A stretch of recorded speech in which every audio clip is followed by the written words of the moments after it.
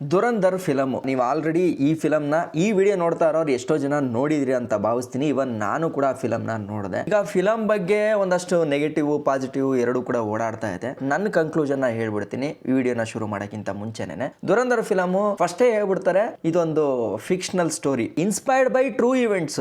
ಆದ್ರೆ ಇಲ್ಲಿ ಬರೋ ಕಥೆಗಳಾಗಿರ್ಬೋದು, ಇಲ್ಲಿ ಬರೋಂತ ಒಂದು ಕ್ಯಾರೆಕ್ಟರ್ಗಳಾಗಿರ್ಬೋದು, ಇವೆಲ್ಲ ಫಿಕ್ಷನಲ್ ಸ್ಟೋರಿ ಅಂತ ಹೇಳಿದ್ದಾರೆ ಅಲ್ವಾ. ಸೊ ಈಗ ಆಸ್ ಎ ಫಿಲಮ್ ಲವರ್ ಆಗಿ ನಾನು ಹೇಳೋದಾದ್ರೆ, ಒಂದು ಫಿಲಮ್ ನ ಅಷ್ಟು ಚೆನ್ನಾಗಿ ಅವರು ತಗೊಂಡೋಗೋ ರೀತಿ ಜೊತೆಗೆ ಆ ಫಿಲಮ್ ನ ನೋಡೋದ್ರಿಂದ ದೇಶಭಕ್ತಿ ಜಾಸ್ತಿ ಆಗುತ್ತೆ. ನಮ್ಮ ಯೋಧರುಗಳ ಮೇಲಿರೋಂತ ರೆಸ್ಪೆಕ್ಟ್ ಡಬಲ್ ಆಗುತ್ತೆ. ನನ್ನ ಪ್ರಕಾರ ಆ ಫಿಲಮ್ ಅಲ್ಲಿ ಆತರ ಏನು ತುಂಬಾ ಎಲ್ಲ ಕೆಟ್ಟದಾಗಿ ಅವೆಲ್ಲ ಏನಿಲ್ಲ. ನನಗಂತೂ ಫಿಲಮ್ ತುಂಬಾ ಇಷ್ಟ ಆಯ್ತು. ನಾನು ಅದನ್ನ ಮೆಚ್ಚುಗೆ ವ್ಯಕ್ತಪಡಿಸ್ತೆ. ಯಾಕಪ್ಪ ಈಗ ಈ ವಿಚಾರನ ಮಾತಾಡಕ್ ಬಂದಿದ್ದೀನಿ ಅಂತಂದ್ರೆ, ನಿಮ್ಗೆ ಗೊತ್ತಿರಂಗೆ ಇವಾಗ ರೀಲ್ ಅಲ್ಲಿ ಎಲ್ಲಿ ನೋಡಿದ್ರು ಕೂಡ ಸ್ಪೈ ಇನ್ ಪಾಕಿಸ್ತಾನ್ ಅಂತ ಅಂದ್ಬಿಟ್ಟು ಒಂದು ರೀಲ್ ಗಳು ಟ್ರೆಂಡ್ ಆಗ್ತಾ ಇದೆ. ಅದರಲ್ಲಿ ಒಂದು ಸ್ಪೈ ತರ ಹೋಗ್ತಾರೆ ಪಾಕಿಸ್ತಾನಕ್ಕೆ, ಹೋಗಿ ಅಲ್ಲೆಲ್ಲ ಒಂದ್ ಕಡೆ ಎಡವಟ್ ಮಾಡ್ಕೊಂಡು ಸಿಗಾಕೊಂಡ ತಕ್ಷಣನೇ ಅಂತ ಒಂದು ಫೋಟೋ ಬರುತ್ತೆ, ಅಥವಾ ಸ್ವರ್ಗದಲ್ಲಿ ಇರೋ ತರ ಒಂದು ಇಮೇಜ್ ಬರುತ್ತೆ. ಕರೆಕ್ಟ್ ಅಲ್ವಾ? ಸೊ ಈಗ ಇದನ್ನ ವೈರಲ್ ಆಗ್ತಾ ಇದ್ದಂತ ಈ ಟೈಮಲ್ಲಿ ನನ್ಗೇನು ಅನಿಸ್ತು, ಓಕೆ ಸೊ ಯಾಕೆ ಈ ಸ್ಪೈ ಅನ್ನೋ ವಿಚಾರದಲ್ಲಿ ಇಟ್ಕೊಂಡು ಮಾತಾಡಕ್ ಹೋಗ್ಬಾರ್ದು, ಅಥವಾ ಈ ತರ ಇನ್ಸ್ಪೈರ್ಡ್ ಸ್ಟೋರಿಗಳು ನಿಜವಾಗ್ಲೂ ಇದೆಯಾ, ಅಥವಾ ಈ ತರ ಯಾರಾದ್ರೂ ಸ್ಪೈ ಆಗಿ ಒಂದು ಶತ್ರು ರಾಷ್ಟ್ರಕ್ಕೆ, ಅದು ಎಸ್ಪೆಷಲಿ ಪಾಕಿಸ್ತಾನದಲ್ಲಿ ಹೋಗಿ ಬದುಕಕ್ ಸಾಧ್ಯ ಆಗುತ್ತಾ, ಈ ತರದ್ದು ಒಂದು ಸ್ಟೋರಿ ಇದೆಯಾ ಅಂತಂದಾಗ ಹೌದು, ಈ ತರದ್ದು ಕೂಡ ರಿಯಲ್ ಸ್ಟೋರಿ ಇದೆ ಅಂತ ಗೊತ್ತಾಯ್ತು ನನಗೆ. ಸೊ ಫಸ್ಟ್ ಆಫ್ ಆಲ್ ಈ ವಿಡಿಯೋನ ಶುರು ಮಾಡೋಕ್ಕಿಂತ ಮುಂಚೆ ನಾವು ಒಂದು ಸ್ಪೈ ಅಂತಂದ್ರೆ ಏನು ಅಂತ ತಿಳ್ಕೊಳ್ಳೋಣ ಬನ್ನಿ. ಸೊ ಸ್ಪೈ ಅಂತಂದ್ರೆ ಗನ್ ಎತ್ಕೊಂಡು ಅಥವಾ ಕಾರ್ ಚೇಸ್ ಮಾಡ್ಕೊಂಡು ಹೋಗಂತ ಸಿನಿಮಾದಲ್ಲಿ ತೋರಿಸ್ತಾರಲ್ಲ, ಆ ತರನೋ ರಿಯಲ್ ಲೈಫ್ ನ ಸ್ಪೈಗಳು ಇರಲ್ಲ. ನಿಜವಾದ ಸ್ಪೈಗಳು ಹೆಂಗಿರ್ತಾರೆ ಅಂತ ಹೇಳೋದಾದ್ರೆ, ಒಬ್ರು ಅವರ ಹೆಸರನ್ನ ಮರೆತು, ಅವರ ಐಡೆಂಟಿಟಿನ ಮರೆತು, ಅವರ ಒಂದು ಧರ್ಮನ ಮರೆತು ಶತ್ರು ದೇಶದೊಳಗಡೆ ಒಂಟಿಯಾಗಿ ಬದುಕೋದು. ಸೊ ಇಂಥ ಒಬ್ಬ ವ್ಯಕ್ತಿ ನಿಜವಾಗ್ಲೂ ಇದ್ರ ಅಂತ ಹೇಳೋದಾದ್ರೆ ಖಂಡಿತ ಹೌದು, ಇದ್ರು. ಅದರಲ್ಲಿ ಅಗ್ರಜ ಸ್ಥಾನಕ್ಕೆ ಬರೋದು ಯಾರು ಅಂತಂದ್ರೆ ಅಜಿತ್ ದೋವಲ್ ಅಂತ. 1945ರಲ್ಲಿ ಉತ್ತರಾಖಂಡ ಅಂದ್ರೆ ಆಗಿನ ಉತ್ತರ ಪ್ರದೇಶದಲ್ಲಿ ಜನಿಸಿದಂತ ಅಜಿತ್ ದೋವಲ್ ಅವರ ತಂದೆ ಒಬ್ರು ಇಂಡಿಯಾದ ಮಿಲಿಟರಿ ಆಫೀಸರ್. ಗ್ರಾಜುಯೇಷನ್ ನಂತರ 1968ರ IPS ಕೇರಳ ಕ್ಯಾಡರ್ ಬ್ಯಾಚ್ ಅಲ್ಲಿ ಒಬ್ಬ IPS ಅಧಿಕಾರಿ ಆಗ್ತಾರೆ. ಸಾಮಾನ್ಯ IPS ಅಧಿಕಾರಿಯಾಗಿ ವೃತ್ತಿನ ಶುರು ಮಾಡಿದಂತ ಈ ವ್ಯಕ್ತಿ ಮುಂದೆ ಭಾರತ ಕಂಡಂತ ಅತ್ಯಂತ ಪವರ್ಫುಲ್ ಇಂಟೆಲಿಜೆನ್ಸ್ ಬ್ರೈನ್ ಆಗಿ ಮಾರ್ಪಾಡಾಗ್ತಾರೆ. ಈಗ ಇಂಟೆಲಿಜೆನ್ಸ್ ಅಂತ ನಾನು ನೀವು ಎಷ್ಟೋ ಸಲ ಈ ಒಂದು ಪದನ ಕೇಳಿರ್ತೀವಿ. ಈ ಇಂಟೆಲಿಜೆನ್ಸ್ ಗಾದ್ರೂ ಹೆಂಗ್ ಇವರು ಸೆಲೆಕ್ಟ್ ಆದ್ರು ಅಂತ ಕೇಳೋದಾದ್ರೆ, ಫಸ್ಟ್ ಪೊಲೀಸ್ ಸರ್ವಿಸ್ ಅಲ್ಲಿ ಇವ್ರು ಏನ್ ಮಾಡ್ತಾರೆ ಅಂತಂದ್ರೆ, ಒಂದು ಗ್ರೌಂಡ್ ಇಂಟೆಲಿಜೆನ್ಸ್ ಅಥವಾ ಕೌಂಟರ್ ಇನ್ಸರ್ಜೆನ್ಸಿ ಕೆಲಸಗಳಲ್ಲಿ ಇವ್ರದ್ದು ಎಕ್ಸ್ಟ್ರಾರ್ಡಿನರಿ ಪರ್ಫಾರ್ಮೆನ್ಸ್ ನ ತೋರಿಸ್ತಾರೆ. ಸೊ ಅವಾಗ ಏನ್ ಮಾಡುತ್ತೆ, ಇಂಟೆಲಿಜೆನ್ಸ್ ಬ್ಯೂರೋ ಅನ್ನೋದಿದೆಯಲ್ಲ, ಅದು ಇವರ ಟ್ಯಾಲೆಂಟ್ ಅನ್ನ ಗುರುತಿಸುತ್ತೆ. ಮುಂದಕ್ಕೆ ಏನಾಗುತ್ತೆ ಅಂತಂದ್ರೆ, ಇದೇ ಇಂಟೆಲಿಜೆನ್ಸ್ ಬ್ಯೂರೋದಲ್ಲಿ ಇವರು ಆಫೀಸರ್ ಆಗಿ ಕೆಲಸ ಮಾಡೋಂತ ಅವಕಾಶನೂ ಕೂಡ ಇವ್ರಿಗೆ ಬರುತ್ತೆ. ಯಾವ್ದಾದ್ರು ಒಂದು ನ್ಯಾಷನಲ್ ಸೆಕ್ಯೂರಿಟಿ ವಿಚಾರದಲ್ಲಿ ಒಬ್ರು ಅಧಿಕಾರಿ ಸೆಲೆಕ್ಟ್ ಆಗ್ತಾರೆ ಅಂತಂದ್ರೆ, ಅವ್ರು ಯಾವ್ಯಾವ ಮಾನದಂಡನೆಲ್ಲ ಪಾಸ್ ಮಾಡಿ ಬರ್ಬೇಕಾಗತ್ತೆ ಅಂತ ನಾನು ನಿಮಗೆ ಹೇಳಬೇಕು ಅನ್ನೋ ಅವಶ್ಯಕತೆ ಇಲ್ಲ. ಯಾಕೆಂತಂದ್ರೆ ಫಸ್ಟ್ ಆಫ್ ಆಲ್ ಅವ್ರಿಗೆ ಬೇಕಾಗಿರೋದು ಒಬ್ಬ ನಿಷ್ಠಾವಂತ ದೇಶಭಕ್ತ ಆಫೀಸರ್. ಕೈ ತುಂಬಾ ಶುದ್ಧವಾಗಿರ್ಬೇಕು. ಆ ವ್ಯಕ್ತಿ ಹೆಂಗಿರ್ಬೇಕು ಅಂತಂದ್ರೆ, ದೇಶಕ್ಕೋಸ್ಕರ ತನ್ನ ಪ್ರಾಣನೂ ಕೂಡ ತ್ಯಾಗ ಮಾಡಕ್ಕೆ ಸಿದ್ಧ ಆಗಿರ್ಬೇಕು. ಯಾವುದೇ ರೀತಿ ಆಮಿಷಗಳಿಗೆ ಒಳಗೊಂಡಿರಬಾರ್ದು. ಜೊತೆಗೆ ಅವರ ಒಂದು ಡ್ಯೂಟಿ ಹಿಸ್ಟ್ರಿನ ನೋಡ್ತು ಅಂತಂದ್ರೂ ಕೂಡ ಅಷ್ಟೇ ಪ್ರಾಮಾಣಿಕವಾಗಿ ಕೆಲಸ ಮಾಡ್ಕೊಂಡು ಬಂದಿದ್ರೆ ಮಾತ್ರ ಈ ಒಂದು ಇಂಟೆಲಿಜೆನ್ಸ್ ಬ್ಯೂರೋ ಇದರಲ್ಲೆಲ್ಲ, ಅಥವಾ ನ್ಯಾಷನಲ್ ಸೆಕ್ಯೂರಿಟಿ ಇದರಲ್ಲೆಲ್ಲ ಕೆಲಸ ಸಿಗೋಂಥ ಸಾಧ್ಯತೆ ಇರುತ್ತೆ. ಇಲ್ಲ ಅಂತಂದ್ರೆ ಬಿಲ್ಕುಲ್ ಆಗದೇ ಇಲ್ಲ. ಆ ರೀತಿನೇ ಇಂಟೆಲಿಜೆನ್ಸ್ ಬ್ಯೂರೋದವ್ರು ಇವ್ರನ್ನ ಗಮನಿಸಿ ಇವ್ರಿಗೆ ಅಲ್ಲಿ ಕೆಲಸ ಕೊಟ್ಟಾಗ ಅಲ್ಲಿಂದ ಶುರು ಆಗ್ತು ನೋಡಿ ಇವರ ಒಂದು ನ್ಯಾಷನಲ್ ಸೆಕ್ಯೂರಿಟಿಗೆ ಅಂತಾನೆ ಮುಡಿಪಾಗಿಟ್ಟಂತ ಒಂದು ಜೀವನ ಅಲ್ಲಿಂದ ಶುರು ಆಗುತ್ತೆ ಇವ್ರದ್ದು. ಈಗ ಎಷ್ಟೋ ಕಡೆ ನಾವು ನೋಡ್ತಾ ಇದೀವಿ, ಅಜಿತ್ ದೋವಲ್ ಅವರು ಪಾಕಿಸ್ತಾನಕ್ಕೆ ಸ್ಪೈ ಆಗಿ ಹೋಗಿದ್ರು ಅಂತ. ನೀವು ಹೋಗ್ಬಿಟ್ಟು ಈಗಲೂ ಕೂಡ Indian military officer as a spy in Pakistan ಅಂತ ಹೊಡಿತು ಅಂತಂದ್ರೆ ಫಸ್ಟ್ ನಿಮ್ಗೆ ಸಿಗೋದು ಅಜಿತ್ ದೋವಲ್ ಅವರೇನೆ. ಸೊ ಹಾಗಾದ್ರೆ ಈ ಅಜಿತ್ ದೋವಲ್ ಅವರು ಸ್ಪೈ ಆಗಿ ಇದ್ರು ಅಂತ ಹೇಳಲಾಗತ್ತಲ್ಲ, ಅದ್ ಎಲ್ಲೂ ಕೂಡ ಭಾರತ ಸರ್ಕಾರ ಅಫಿಷಿಯಲ್ ಆಗಿ ಹೌದು ನಾವು ಇವ್ರನ್ನ ಒಬ್ರು ಸ್ಪೈ ಆಗಿ ಕಳಿಸಿದ್ವಿ ಅಂತ ಎಲ್ಲೂ ಕೂಡ ಹೇಳಿಲ್ಲ. ಹೆಂಗಪ್ಪ ಗೊತ್ತಾಯ್ತು ಹಂಗಾದ್ರೆ ಎಲ್ಲೂ ಹೇಳಿಲ್ಲ ಅಂತ ಹೇಳೋದಾದ್ರೆ, ಇವ್ರದ್ದೇ ಇಂಟರ್ವ್ಯೂಗಳಲ್ಲಿ ಇವ್ರು ಹೇಳ್ಕೊಂಡಿದ್ದಾರೆ ಅವರ ಎಕ್ಸ್ಪೀರಿಯನ್ಸ್ ಪಾಕಿಸ್ತಾನದಲ್ಲಿ ಒಬ್ಬ ಸ್ಪೈ ಆಗಿ ಹೆಂಗಿತ್ತು ಅಂತ. ಅಲ್ಲಿದ್ದಂತ ಕ್ಷಣಗಳನ್ನ ಅವರು ವಿವರಿಸಂತ ರೀತಿಗಳನ್ನಂತೂ ನಾನ್ ಬಾಯಲ್ಲಿ ಹೇಳೋದ್ ಬೇಡ, ನೀವೇ ಹೋಗ್ಬಿಟ್ಟು ಯೂಟ್ಯೂಬಲ್ಲಿ ಸರ್ಚ್ ಮಾಡ್ತು ಅಂತಂದ್ರೆ ತುಂಬಾ ಇಂಟರ್ವ್ಯೂಗಳು ಸಿಗುತ್ತೆ, ಖಂಡಿತ ನೋಡಿ. ಅವರ ಎಕ್ಸ್ಪೀರಿಯನ್ಸ್ ತುಂಬಾ ಚೆನ್ನಾಗಿದೆ. ಇನ್ನ ಬೇರೆ ಬೇರೆ ಫಾರ್ಮಲ್ ಇಂಟೆಲಿಜೆಂಟ್ ಆಫೀಸರ್ಗಳವರ ಮಾತಲ್ಲೂ ಕೂಡ ಅಜಿತ್ ದೋವಲ್ ಅವರನ್ನ ಹೆಸರನ್ನ ಹೇಳಲಾಗುತ್ತೆ. ಮತ್ತೆ ಇದೊಂಥರ ಪಬ್ಲಿಕ್ ಡೊಮೈನ್ ನಲ್ಲಿ ಡೊಮೈನಲ್ಲಿ ಇರ್ತಕ್ಕಂಥ ಒಂದು ಫ್ಯಾಕ್ಟ್ ಆಗಿದೆ ಅಂತಂದರೆ ನಿಮಗೆ ಅಫಿಷಿಯಲ್ ಆಗಿ ಎಲ್ಲೂ ಇಲ್ಲ, ಆದರೆ ಪಬ್ಲಿಕ್ ಡೊಮೈನಲ್ಲಿ ಎಲ್ಲ ಕಡೆ ಸಿಗೋಂಥ ಒಂದು ಫ್ಯಾಕ್ಟು ಅಜಿತ್ ದೋವಲ್ ಅವರು ಒಬ್ಬರು ಸ್ಪೈ ಆಗಿ ಹೋಗಿದ್ರು ಅಂತ. ಸೊ ಏನಪ್ಪ ಆ ಫ್ಯಾಕ್ಟಲ್ಲಿ ಹೇಳುತ್ತೆ ಅಂತಂದ್ರೆ 1980ರ ದಶಕದಲ್ಲಿ ಇವರು ಒಂದು ಮುಸ್ಲಿಂ ಐಡೆಂಟಿಟಿನ ಅಸ್ಯೂಮ್ ಮಾಡಿಕೊಂಡು ಪಾಕಿಸ್ತಾನದ ಟೆರಿಟರಿ ಒಳಗಡೆ ಎಂಟ್ರಿ ಆಗ್ತಾರೆ. ಸೊ ಅದು 7 ವರ್ಷಗಳ ಕಾಲ ಲೈಕ್ ಹೆಂಗೆ ಅಂತಂದ್ರೆ ಒಂದು ಅಂಡರ್ ಕವರ್ ಏಜೆಂಟ್ ಆಗಿ ಅಲ್ಲಿ ವರ್ಕ್ ಮಾಡ್ತಾ ಇದ್ರು. ಯಾವುದೇ ಡಿಪ್ಲೊಮೆಟಿಕ್ ಪ್ರೊಟೆಕ್ಷನ್ ಇರಲಿಲ್ಲ, ಅಥವಾ ಯಾವಾಗ ಬೇಕಾದ್ರೂ ಇವರು ಸಾಯ್ಬೋದು. ಇವೆಲ್ಲ ಇದ್ರೂ ಕೂಡ ದೇಶಕ್ಕೋಸ್ಕರ ಸೇವೆ ಮಾಡಕ್ಕೆ ಅಂತ ಹೋದಂತ ಅಗ್ರಗಣ್ಯರು ಅಂತ ಹೇಳಿದ್ರು ಕೂಡ ತಪ್ಪಾಗಲ್ಲ ಅಂತ ನನಗನ್ಸುತ್ತೆ. ಇನ್ನ ಒಂದು ಶತ್ರು ರಾಷ್ಟ್ರದೊಳಗಡೆ ಒಬ್ಬ ಇಂಡಿಯನ್ ಸೋಲ್ಜರ್, ಒಬ್ಬ ಯೋಧ ಹೋಗಿ ಬದುಕೋದು ಅಷ್ಟು ಸುಲಭನಾ, ಅಷ್ಟು ಆರಾಮಾಗಿ ಬಂದ್ಬಿಡ್ಬೋದಾ ಅಂತ ಹೇಳೋದಾದ್ರೆ ಬಿಲ್ಕುಲ್ ಇಲ್ಲ. ತುಂಬಾ ಅಂತಂದ್ರೆ ತುಂಬಾ ಕಷ್ಟ ಇದೆ. ನನ್ನ ಭಾಷೆ, ಧರ್ಮ, ನನ್ನ ಕತೆ ಇವೆಲ್ಲಾನು ಕೂಡ ಮರೆತು ಅಲ್ಲಿಯ ಒಬ್ಬ ಜನನಾಗಿ ಪರ್ಫೆಕ್ಟ್ ಆಗಿ ಬಾಳ್ಬೇಕಾಗಿರುತ್ತೆ. ಒಬ್ಬರ ಕೈಲೂ ಕೂಡ ಚಿಕ್ಕದಾಗಿ ಸಿಗಾಕೊಂಡ್ರು, ಸಸ್ಪಿಷಿಯಸ್ ಆದಂತ ಒಂದು ಆಕ್ಷನ್ ಮಾಡ್ತು ಅಂತಂದ್ರೂ ಕೂಡ ಜೀವನೇ ಹೋಗಂತ ಸಾಧ್ಯತೆ ಇರುತ್ತೆ. ಅದಕ್ಕೆ ಅವ್ರ ಇಂಟರ್ವ್ಯೂನಲ್ಲಿ ಒಂದು ಎಕ್ಸಾಂಪಲ್ ನ ಕೂಡ ಕೊಡ್ತಾರೆ. ಸೊ ಅವರು ಇದೇ ರೀತಿ ಪಾಕಿಸ್ತಾನದಲ್ಲಿ ಒಂದು ಜಾಗದಲ್ಲಿ ನಿಂತ್ಕೊಂಡಿರ್ಬೇಕಾದ್ರೆ ಒಬ್ರು ಗಡ್ಡ ಬಿಟ್ಟಿರ್ತಕ್ಕಂಥ ಒಬ್ರು ಮುಸ್ಲಿಂ ವ್ಯಕ್ತಿ ಅವ್ರನ್ನ ಪಾಕಿಸ್ತಾನದಲ್ಲಿ ನೀನು ಹತ್ರ ಬಾ ಅಂತ ಕರೀತಾರಂತೆ. ಅವ್ರನ್ನ ಕರೆದಾಗ ಎಲ್ಲಿಂದ ಬಂದಿದೀಯಾ ನೀನು ಅಂತ, ಆಗ ನಾನು ಇಲ್ಲೇ ಪಾಕಿಸ್ತಾನದ್ದೇ ಅಂತ ಹೇಳ್ತಾರಂತೆ. ಅವಾಗ ಸರಿ ನನ್ನ ಜೊತೆ ಬಾ ಅಂತ ಅಂದ್ಬಿಟ್ಟು ಕರ್ಕೊಂಡು ಹೋಗಿ ಅವರ ಮನೆ ಕರ್ಕೊಂಡು ಹೋಗಿ ಫಸ್ಟ್ ಚಿಲ್ಕ ಹಾಕ್ತಾರಂತೆ. ಹಾಕ್ಬಿಟ್ಟು ಹೇಳ್ತಾರಂತೆ ಏನ್ ನಿನ್ನ ಹೆಸರು ಅಂತ. ಅಲ್ಲಿ ಒಂದು ಹೆಸರನ್ನ ಹೇಳಿದಾಗ ಇಲ್ಲ ನೀನ್ ಮುಸಲ್ಮಾನ ಅಲ್ಲ, ನೀನೊಬ್ಬ ಹಿಂದೂ ಅಂತ. ಅವ್ರು ಇಲ್ಲ ನಾನು ಹಿಂದೂ ಅಲ್ಲ, ನಾನು ಮುಸ್ಲಿಮೇ ಅಂತ ಹೇಳಿದಾಗ ಇಲ್ಲ ನೀನ್ ಸುಳ್ಳು ಹೇಳ್ಬೇಡ, ನನಗೆ ಗೊತ್ತು, ಯಾಕೆ ಅಂತಂದ್ರೆ ನಾನು ಕೂಡ ಒಬ್ಬ ಹಿಂದೂ ಅಂತ ಹೇಳ್ತಾರಂತೆ. ಸೊ ಆವಾಗ ಹೆಂಗ್ ಕಂಡಿಡಿದ್ರಿ ಅಂತ ಕೇಳಿದಾಗ ಚಿಕ್ಕ ವಯಸ್ಸಲ್ಲಿ ಅಜಿತ್ ದೋವಲ್ ಅವ್ರಿಗೆ ಈ ಕಿವಿ ಚುಚ್ಚುವಂತ ಒಂದು ಪದ್ಧತಿ ನಮ್ಮಲ್ಲಿ ಇದೆಯಲ್ಲ, ಇಲ್ಲಿ ಯೂಶುವಲಿ ನಮ್ಮಲ್ಲಿ ಗಂಡು ಮಕ್ಕಳು ಕೂಡ ಕಿವಿ ಚುಚ್ಚಿಸ್ತಾರೆ. ಆ ಕಿವಿ ಚುಚ್ಚಿರ್ತಕ್ಕಂಥ ಗುರ್ತು ಅವ್ರಿಗೆ ಕಾಣಿಸಿದೆ. ಸೊ ಅವ್ರು ಆವಾಗ ಹೇಳ್ತಾರಂತೆ ನಾನು ಕೂಡ ಒಬ್ಬ ಹಿಂದೂನಾಗೆ ಇಲ್ಲಿ ಇದ್ದೀನಿ, ಇಲ್ಲಿ ನನಗೆ ತುಂಬ ಕಷ್ಟ ಇದೆ, ಬಟ್ ಆದ್ರೆ ಏನು ಮಾಡೋಕ್ಕಾಗಲ್ಲ, ನಾನು ಇವಾಗ ಒಬ್ಬ ಮುಸ್ಲಿಂ ಆಗಿ ಜೀವನ ಮಾಡ್ತಾ ಇದ್ದೀನಿ. ಯಾಕೆ ಅಂತಂದ್ರೆ ನನ್ನ ಮನೆಯವರೆಲ್ಲರೂ ಕೂಡ ಸತ್ತೋಗ್ಬಿಟ್ಟಿದ್ದಾರೆ. ಸೊ ಈಗ ನಾನು ಬದುಕಬೇಕು ಅಂತಂದ್ರೆ ನಾನು ಹಿಂಗೆ ಜೀವನ ಮಾಡಬೇಕು, ನೀನು ಬಂದಿದೀಯಾ ಬಟ್ ಹುಷಾರಾಗಿರು ಅಂತ ಹೇಳ್ತಾರಂತೆ. ಇದು ನಾನು ಹೇಳ್ತಾ ಇರೋದಲ್ಲ, ಸ್ವತಃ ಅಜಿತ್ ದೋವಲ್ ಅವರೇ ಅವರು ಒಂದು ಪ್ರೆಸ್ ಕಾನ್ಫರೆನ್ಸ್ ಮಾಡಿದಾಗ ಈ ಸ್ಟೋರಿನ ಹೇಳ್ತಾರೆ.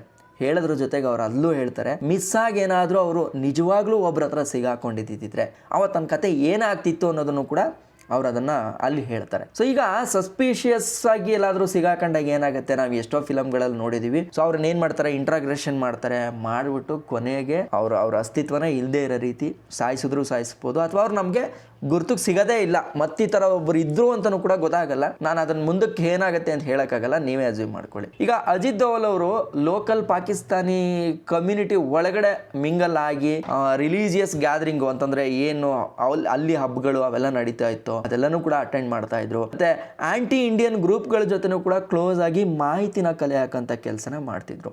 ಸ್ಪೈ ಅಂದಿದ ತಕ್ಷಣ ಆಕ್ಷನ್ಸ್ ಅಲ್ಲ, ಅದೊಂದು ಪೇಷನ್ಸ್ ಅನ್ನೋದನ್ನ ನಾವಿಲ್ಲಿ ತಿಳ್ಕೊಬೇಕು. ಈಗ ನಮಗೆ ಯೂಶುವಲಿ ಹೆಂಗಿರುತ್ತೆ ಈ ಫಿಲಮ್ ಇವೆಲ್ಲ ನೋಡಿದಾಗ, ಓಕೆ ಸ್ಪೈ ಅಂದಿದ ತಕ್ಷಣನೇ ಗನ್ ಇರುತ್ತೆ ಅಥವಾ ಫುಲ್ ಎಲ್ಲ ಪ್ರೊಟೆಕ್ಷನ್ ಇರುತ್ತೆ, ಅಲ್ಲೋಗಿ ನಾವು ಏನು ಮಾಡಿದ್ರು ನಡೆಯುತ್ತೆ, ಆ ಥರದ ಕಲ್ಪನೆಗಳೆಲ್ಲ ಇದೆ. ಬಟ್ ಆದರೆ ಅದಲ್ಲ.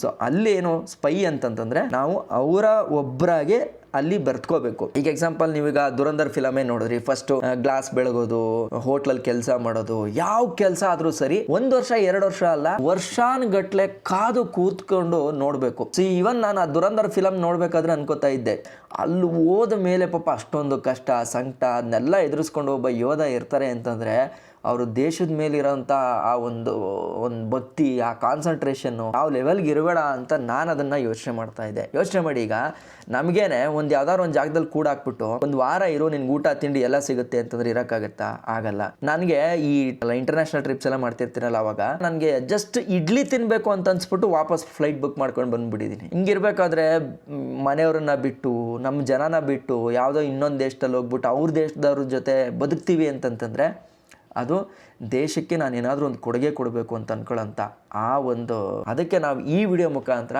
ದೇಶದ ಯೋಧರುಗಳಿಗೆ ಇಲ್ಲಿಂದ ಕೂತು ನಮಸ್ಕಾರ ಮಾಡಬೇಕು ಅಂತ ನನಗನ್ಸುತ್ತೆ. ಅಜಿತ್ ದೋವಲ್ ಅವರು ಹೋಗಿದ್ದಂಥ ಆ ಟೈಮಲ್ಲಿ ಇಂಟರ್ನೆಟ್ ಬೆಳವಣಿಗೆ ಅಷ್ಟೇನಿರಲಿಲ್ಲ, ಅಥವಾ ಮೊಬೈಲ್ ಫೋನ್ಸು ಇವೆಲ್ಲ ಇರಲಿಲ್ಲ, ವಾಟ್ಸಪ್ ಇಮೇಲ್ ಇದೆಲ್ಲ ಇಲ್ಲದೆ ಇರೋ ಕಾಲದಲ್ಲಿ ಜಸ್ಟ್ ಜನಗಳ ಮುಖಾಂತರ ಅಥವಾ ಒಂದು ಸಿಗ್ನಲ್ಸ್ ಮುಖಾಂತರ ಅಥವಾ ಒಂದು ಚೀಟಿನ ಬರೆದು ಒಂದು ವಾಕ್ಯನ ಬರೆದು ಒಂದು ಕೋಡ್ ತರ ಅದನ್ನ ದೇಶಕ್ಕೆ ಕಳಿಸಿ ಅವ್ರು ಮಾಡ್ತಾ ಇದ್ದಂತ ಆ ಕೆಲಸ ಇಡೀ ದೇಶದ ಒಂದು ನ್ಯಾಷನಲ್ ಸೆಕ್ಯೂರಿಟಿನ ಡಿಸೈಡ್ ಮಾಡ್ತಾ ಇತ್ತು ಅಂತಂದ್ರೆ ಅರ್ಥ ಮಾಡ್ಕೊಳ್ಳಿ ಅವ್ರು ನಮ್ಮ ದೇಶಕ್ಕೆ ಎಷ್ಟೊಂದು ಕಾಂಟ್ರಿಬ್ಯೂಷನ್ ಕೊಟ್ಟಿದ್ದಾರೆ ಅಂತ. ಇವರ ಇಂಟೆಲಿಜೆನ್ಸ್ ಯಾಕೆ ಇತಿಹಾಸದಲ್ಲಿ ದೊಡ್ಡದು, ಈಗ ನಾವು ಇಷ್ಟೆಲ್ಲ ಹೇಳ್ತಾ ಇದೀವಿ, ಯಾಕೆ ಇವ್ರನ್ನ ಇಷ್ಟು ಪ್ರೈಸ್ ಮಾಡ್ತಾ ಇದೀವಿ ಅಂತ ಹೇಳೋದಾದ್ರೆ, ಅಜಿತ್ ದೋವಲ್ ಅವರು ಹೋಗಿ ಅಲ್ಲಿ ಜನಗಳ ಜೊತೆ ಮಿಂಗಲ್ ಆದ್ರಲ್ಲ, ಅವ್ರು ಮಿಂಗಲ್ ಆದಂತ ಜಾಗಗಳು ಯಾವ್ಯಾವ್ದು ಅಂತಂದ್ರೆ ಪಾಕಿಸ್ತಾನ ಆರ್ಮಿ ಮೈಂಡ್ ಸೆಟ್ ಒಳಗಡೆ, ಟೆರರ್ ನೆಟ್ವರ್ಕ್ ಸ್ಟ್ರಕ್ಚರ್ ಒಳಗಡೆ, ಟ್ರೈನಿಂಗ್ ಕ್ಯಾಂಪಸ್ ಇನ್ಫಾರ್ಮೇಶನ್ ಅಥವಾ ಅಲ್ಲಿ ಟ್ರೈನಿಂಗ್ ಕೊಡ್ತಿದ್ರು ಗೊತ್ತಾ ಅವ್ರಗಳ ಜೊತೆ, ಡಿಸಿಷನ್ ಮೇಕಿಂಗ್ ಪ್ಯಾಟರ್ನ್ ಮಾಡ್ತಕ್ಕಂತ ಅಲ್ಲಿಯ ದೊಡ್ಡ ದೊಡ್ಡ ಟೆರರಿಸಂ ಈ ತರ ಎಲ್ಲ ಮಾಡ್ತಾರಲ್ಲ ಅವ್ರಗಳ ಜೊತೆ ಎಲ್ಲ ಸಂಪರ್ಕ ಅಂತಂದ್ರೆ ಅವರಲ್ಲಿ ಒಬ್ಬರಾಗಿ ಮಿಂಗಲ್ ಆಗ್ತಾ ಇದ್ರು. ಭವಿಷ್ಯದಲ್ಲಿ ನಮ್ಮ ದೇಶದಲ್ಲಿ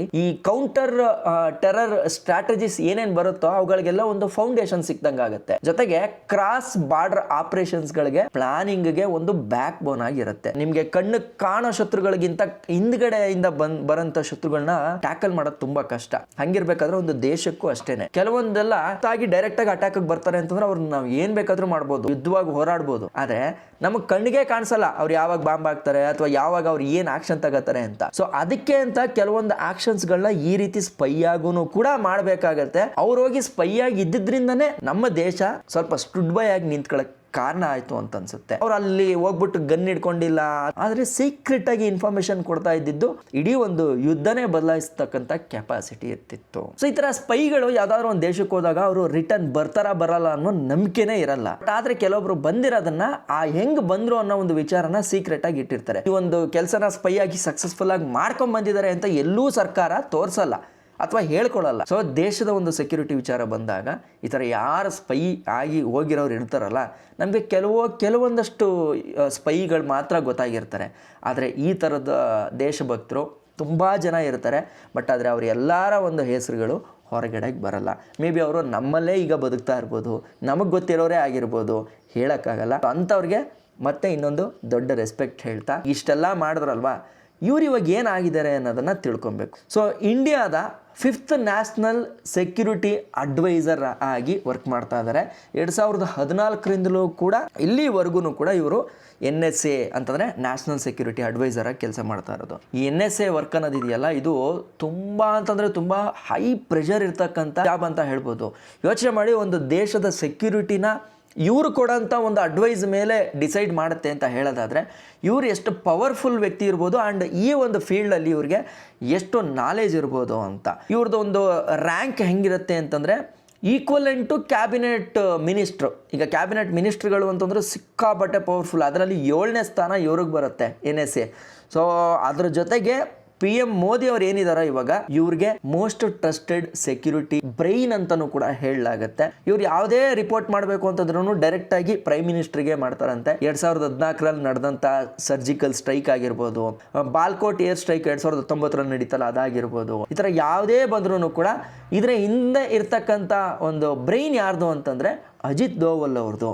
ಸೊ ಅವರ ಒಂದು ಐಡಿಯಾಗಳ ಮುಖಾಂತರನೇ ಇದೆಲ್ಲ ಸಕ್ಸಸ್ ಆಯಿತು ಅಂತ. ಫೈನಲ್ ಆಗಿ ವಿಡಿಯೋನ ಎಂಡ್ ಮಾಡಬೇಕಾದ್ರೆ ನಾನು ಏನು ಹೇಳಕ್ಕೆ ಇಷ್ಟಪಡ್ತೀನಿ ಅಂತಂದರೆ, ಈ ವಿಡಿಯೋ ಮಾಡಿರೋ ಉದ್ದೇಶನೇ ಸ್ಪೈಗಳ ಮೇಲೆ ನಾವು ಇವಾಗ ರೀಲ್ ಮಾಡ್ತಾ ಇದ್ದೀವಿ. ಓಕೆ, ಹಾಸ್ಯಾಸ್ಪದವಾಗಿ ಹೋಗೋದಾದ್ರೆ ನಗುಗೆ ಚೆನ್ನಾಗಿದೆ ಅದು, ಬಟ್ ಅದ್ರ ಜೊತೆಗೆ ಈ ನಿಜವಾದ ಸ್ಪೈಗಳು ಏನಿದಾರೋ ಇವ್ರ ಬಗ್ಗೆ ನಾವು ತಿಳ್ಕೊಬೇಕು, ಅವ್ರಿಗೊಂದು ರೆಸ್ಪೆಕ್ಟ್ ಕೊಡಬೇಕು. ಅನ್ಸೋ ಪ್ರಕಾರ ಸ್ಪೈ ಅಂದಿದ ತಕ್ಷಣ ಇದು ಜಸ್ಟ್ ಕಾಮಿಡಿ ಆಗೋದು ಬೇಡ. ಈ ಕಾಮಿಡಿ ಮುಖಾಂತರ ಏನು ವೈರಲ್ ಆಗ್ತಿದೆಯೋ ಅದ್ರ ಜೊತೆಗೆ ನನ್ನ ವಿಡಿಯೋದಲ್ಲಿ ಒಂದು ಇನ್ಫಾರ್ಮೇಷನ್ ಹೋಗ್ಲಿ ಅನ್ನೋದಕ್ಕೋಸ್ಕರ ಈ ವಿಡಿಯೋನ ಮಾಡ್ತಾ ಇದ್ದೀನಿ. ಸರ್ಕಾರ ಅಫಿಷಿಯಲ್ ಆಗಿ ಇದ್ರ ಬಗ್ಗೆ ಏನು ಹೇಳುತ್ತೆ ಅಂತಂದರೆ, ಪಾಕಿಸ್ತಾನ್ ಸ್ಪೈ ಅನ್ನೋಂಥ ಒಂದು ಪದ ಸರ್ಕಾರ ಎಲ್ಲೂ ಕೂಡ ಬಳಸಿಲ್ಲ. ಅಂತಂದರೆ ಇಷ್ಟು ಜನ ಏನು ಹೋದ್ರೋ ಅವ್ರು ಯಾರನ್ನು ಕೂಡ ಹೇಳಿಲ್ಲ. ಅದ್ರ ಬದಲಾಗಿ ಪಾಕಿಸ್ತಾನ್ ಸ್ಪೈ ಅಂತ ಹೇಳೋದಕ್ಕಿಂತ ಹೆಚ್ಚಾಗಿ ಎಕ್ಸೆಪ್ಷನಲ್ ಇಂಟೆಲಿಜೆನ್ಸ್ ಸರ್ವಿಸ್ ಅಂತ ಹೇಳುತ್ತೆ, ಅಥವಾ ಎನಿಮಿ ಟೆರಿಟರಿ ಆಪರೇಷನ್ಸ್ ಅಂತ ಹೇಳುತ್ತೆ, ಅಥವಾ ನ್ಯಾಷನಲ್ ಅವಾರ್ಡ್ ಆ್ಯಂಡ್ ರೆಕಗ್ನೈಸೇಷನ್ ಕೂಡ ಇವ್ರಿಗೆ ಮಾಡುತ್ತೆ. ಆದರೆ ಅದೆಲ್ಲೂ ಕೂಡ ಈ ಥರ ಪಾಕಿಸ್ತಾನದಲ್ಲಿ ಸ್ಪೈ ಆಗಿದ್ರು ಈ ಥರ ಎಲ್ಲ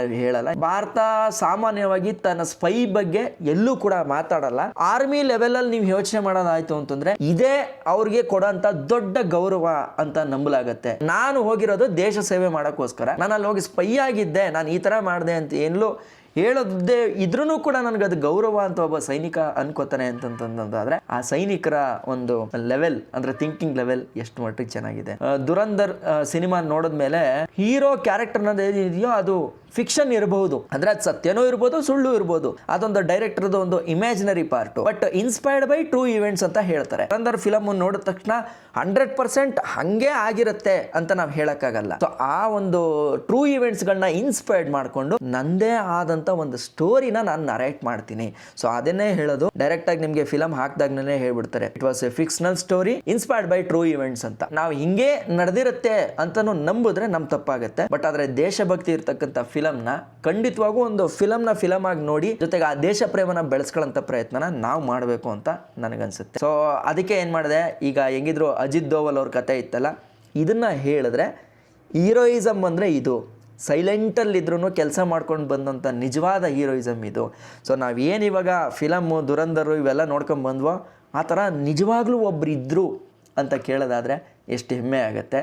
ಯೋಚನೆ ಮಾಡಿ, 3 ಅವರ್ ಫಿಲಮ್ ನೋಡ್ತಾರೆ, ನಮಗೆ ಜಗ್ ಅನ್ನಿಸ್ತಾ ಇದೆ ಅಂತಂದರೆ 7 ವರ್ಷ ಅವ್ರ ಜೀವನ ಅಲ್ಲಿ ಕಳ್ಕೊಂಡು ನಮ್ಮ ದೇಶಕ್ಕೋಸ್ಕರ ನಮ್ಮ ದೇಶದ ಸೆಕ್ಯೂರಿಟಿಗೋಸ್ಕರ ಅವ್ರು ಕೆಲಸ ಮಾಡಿದ್ದಾರೆ ಅಂತಂದರೆ ಅದು ಎಷ್ಟರ ಮಟ್ಟಿಗೆ ದೊಡ್ಡ ವಿಚಾರ ಅಂತ. ಸೊ ನಿಮಗೇನು ಅನ್ನಿಸ್ತು ಇದ್ರ ಬಗ್ಗೆ? ಇನ್ ಕೇಸ್ ನಿಮಗೇನಾದರೂ ಒಂದು ಅವಕಾಶ ಸಿಕ್ಕಿದ್ರೆ ಈ ಥರ ಒಂದು ಸ್ಪೈ ಆಗಿ ಮಾಡಬೇಕು ಕೆಲಸನ ಅಂತನ್ನೋದಾದರೆ ನಿಜವಾಗ್ಲೂ ನೀವು ಅದನ್ನು ಒಪ್ಕೊಂತೀರಾ ಅಥವಾ ಹೆಂಗೆ, ಇಲ್ಲ ಸಾಕು ನಾನು ಇಲ್ಲೇ ಇರ್ತೀನಿ ಅಂತ ಅನ್ಕೊಂತೀರಾ ಅನ್ನೋದನ್ನ ಕೂಡ ಕಮೆಂಟ್ ಮಾಡಿ ತಿಳಿಸಿ. ಜೊತೆಗೆ ಜೈ ಜವಾನ್ ಜೈ ಕಿಸಾನ್ ಅಂತ ಹೇಳ್ತಾ ಚಾನಲ್ಗೆ ಯಾರು ಹೊಸಬರಾಗಿತ್ತು ಅಂತಂದರೆ ಈಗಲೇ ಸಬ್ಸ್ಕ್ರೈಬ್ ಮಾಡ್ಕೊಳ್ಳಿ. ಫ್ಯೂಚರಲ್ಲಿ ಇದೇ ರೀತಿ ಒಳ್ಳೊಳ್ಳೆ ಕಂಟೆಂಟ್ಗಳನ್ನ ನಿಮಗೆ ತಲುಪಿಸೋಂಥ ಪ್ರಯತ್ನನ ನಾನು ಮಾಡ್ತೀನಿ ಅಂತ ಹೇಳ್ತಾ ನಾನು ನಿಮ್ಮ ಕಿತ್ತಡಿ ಕಿರಣ್. ಜೈ ಹಿಂದ್, ಜೈ ಕರ್ನಾಟಕ ಮಾತೆ.